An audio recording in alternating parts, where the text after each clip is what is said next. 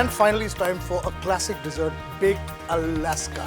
Now, for the Baked Alaska, chef has taken a slice of eggless sponge cake.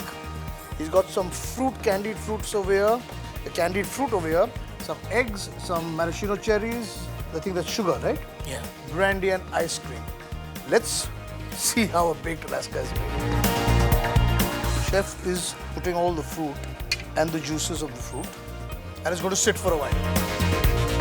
Now egg. Now we're taking some eggs, and I think what chef is doing is he's separating the white from the yellow.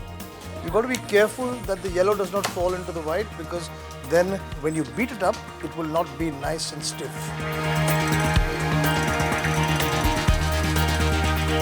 A little bit of sugar.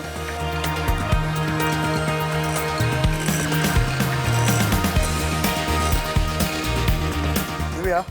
Egg whites and sugar beaten stiff. Abhi, is it? Ice cream. Ice cream before you bake it. Interesting.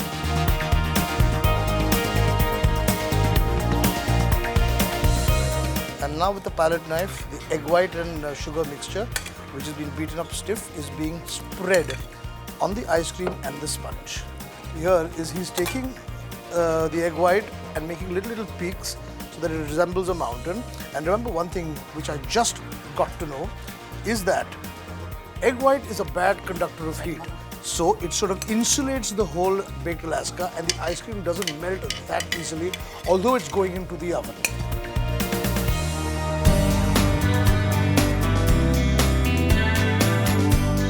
And it's gone into the oven. Now, who could have thought of the idea of egg white being a bad conductor of heat, and hence you can put an ice cream inside? I have no idea. But important question to ask chef is, chef, how long will it take? 3 minutes. Okay, 3 minutes. Oh my God, this looks divine. So this Baked Alaska is ready. You can see the little peaks of the mountain top, nice and brown. It's like a meringue that's formed on the top. And now chef's going to do the finishing touches with, I think, the cherries.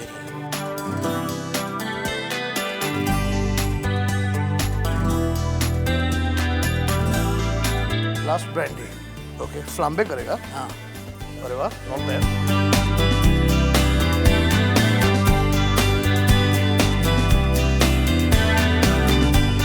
So here we are, a nice flambéed baked Alaska. Oh, chef, thank you very much. It's time to now eat all the wonderful things that we've made. Let's go. Okay, so here we are. Our lobster thermidor and our chicken a la Kiev is all laid out over here. And Noel, are you hungry? Because I'm very hungry. I'm sure you must be. Yeah. No, I'm hungry, and this thing is beckoning me. And I'm going to show you guys what I mean when I say this is called chicken bomb. When I cut it open, and you realize that the butter inside is absolutely delicious. Oh my God.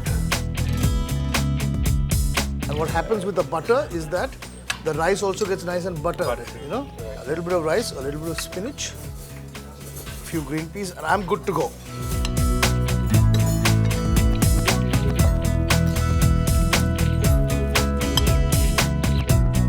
Oh, delicious. Crisp on the outside, nice and tender on the inside, very, very buttery because of all the butter that's gone into it. The way I remember this chicken a la Kiev 30 years ago still tastes pretty much the same, which is the greatness of an iconic restaurant, I suppose. Oh, it's great. And now, on that note, I'm going to try some of the lobster thermidor. Ah, here we go.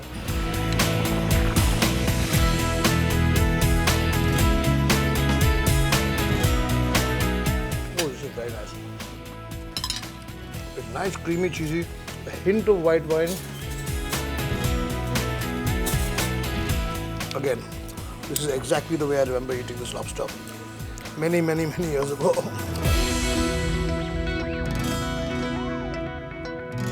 On that note, I think we should ask for the Baked Alaska, because that's all that's left. Sure. Baked Alaska.